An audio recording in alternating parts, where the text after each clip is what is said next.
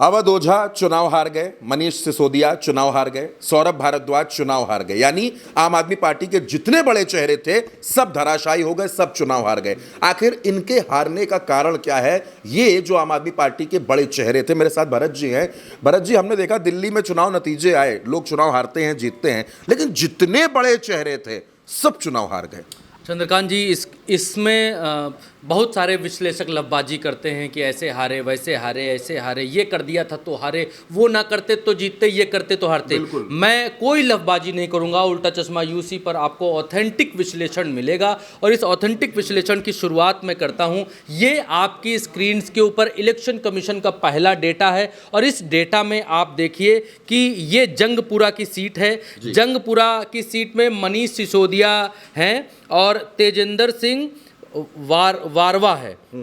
तेजेंद्र सिंह मारवा और मनीष सिसोदिया और फरहत सूरी, ये तीन लोगों के बीच मेन मुकाबला है।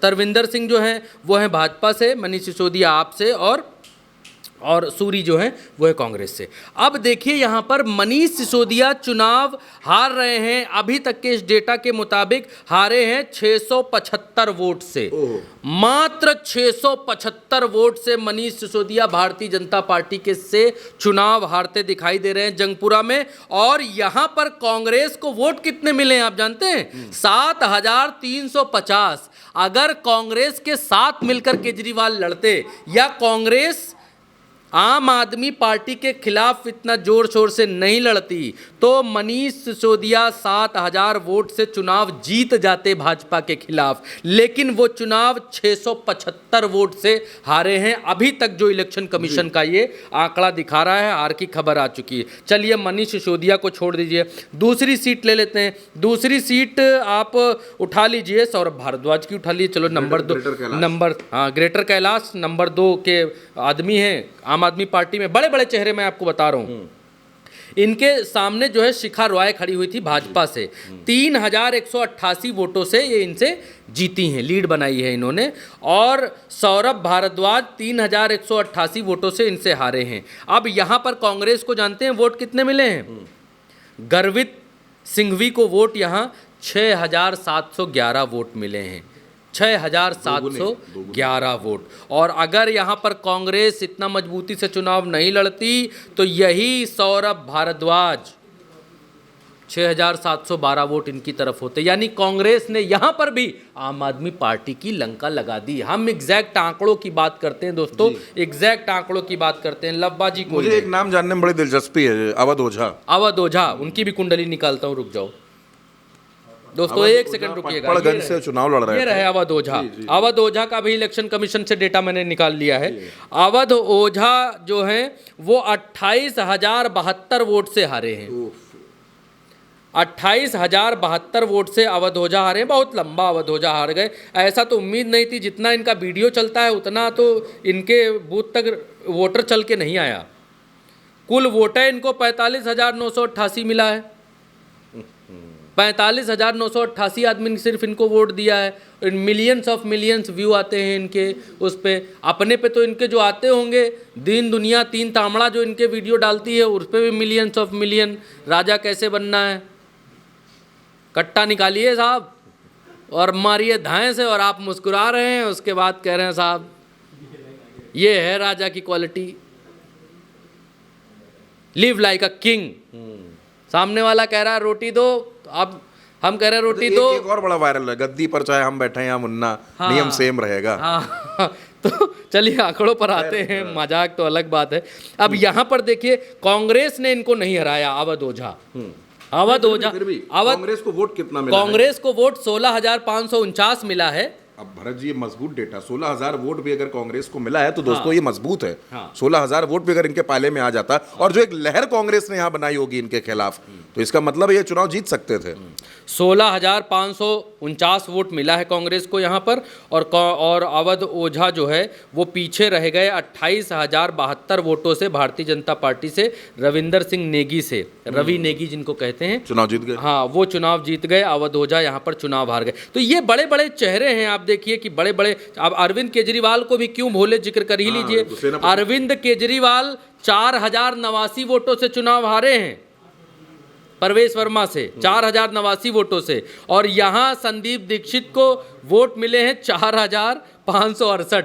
जितने से हारे हैं उतने ही कांग्रेस को वोट मिले हैं। तो ये आंकड़े बतलाते हैं, ये आंकड़े दिखलाते हैं कि किस तरीके से आम आदमी पार्टी की लुटिया कांग्रेस ने डुबो दी। ये आंकड़े ये दिखाते हैं, इस बात को साबित करते हैं कि बहुत भयंकर तरीके से डेंट पहुंचाया कांग्रेस ने आम आदमी पार्टी को। और आम आदमी पार्टी की विदाई भाजपा ने नहीं तय की, आम आदमी पार्टी की विदाई कांग्रेस ने तय की। जिस कांग्रेस को हटाकर केजरीवाल आए थे, मुझे लगता है केजरीवाल को अपना मूव चेंज करना चाहिए था, एक मूव चेंज करना चाहिए था। और चेंज मूव, क्योंकि रणनीति हमेशा एक जैसी नहीं रहती है। मुझे लगता है कि रणनीति चेंज नहीं किया और उस अहंकार में रहे, सत्ता का अहंकार सबके ऊपर नाचने लगता है। केजरीवाल के ऊपर भी नाच रहा था और केजरीवाल से कई सारी गलतियां हुई, जिन गलतियों के बारे में हमसे ज़्यादा दर्शक जानते हैं। दर्शकों को बताना क्या है, कमेंट खुद बताते हैं। लेकिन जो दर्शकों को नहीं मालूम है या दर्शकों का ध्यान जिधर नहीं है, हमारा काम है कि हम वो चीज़ें भी दर्शकों तक पहुंचाएं, दर्शकों तक लाएं।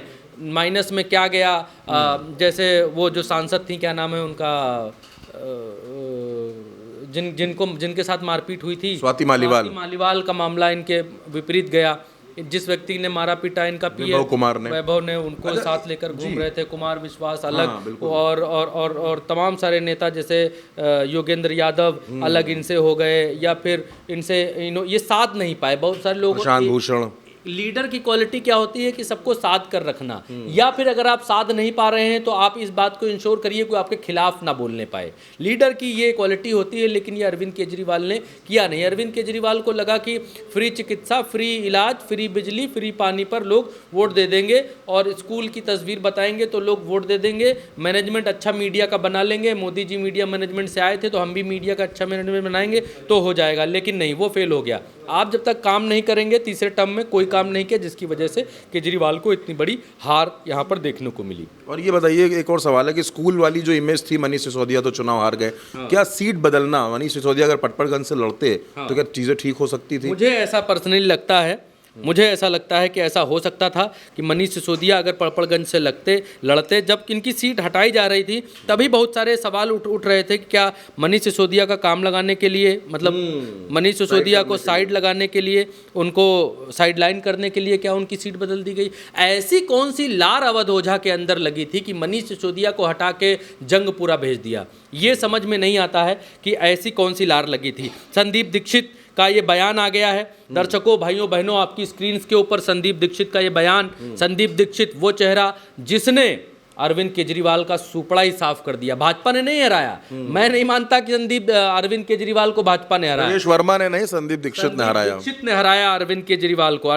संदीप दीक्षित क्या लिखते हैं, कांग्रेस के शीर्ष नेतृत्व में जो विश्वास मुझ में जताया और मौका दिया इस चुनाव में, मैं उनके प्रति आभार व्यक्त करता हूं।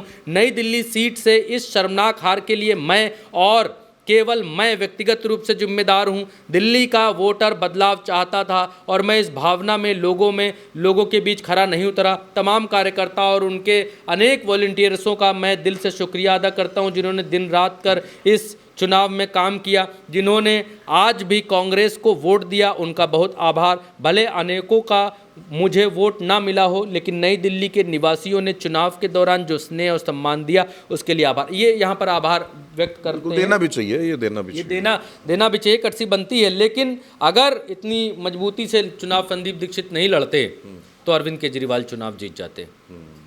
तो दोस्तों, अरविंद केजरीवाल भी हारे, उनकी सेनापति भी हारे, कई सेनापति हारे, कई अहम चेहरे चुनाव हारे, और अरविंद केजरीवाल की पार्टी पर अब सबसे बड़ा संकट होगा कि कहीं पार्टी बिखराव की तरफ ना चली जाए।